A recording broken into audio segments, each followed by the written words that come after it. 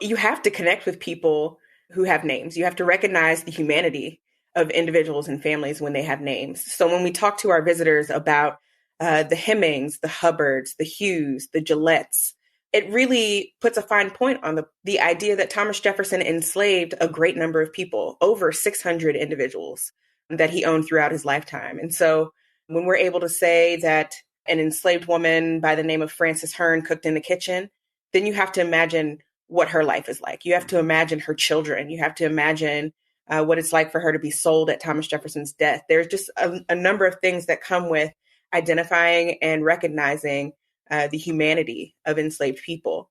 So as much as possible, we try to use parallel language when we talk about people. So if you hear someone speak about Thomas Jefferson, you will also hear them speak about Sally Hemings, so that it's an even exchange, right? Rarely will you hear someone say, for instance, Jefferson did XYZ and Sally did this, right? Because that's not an even exchange. It implies a familiarity that we don't have with these enslaved people. So if we're going to use a first and last name for Thomas Jefferson, then in the same instance, we'll use a first and last name for enslaved people.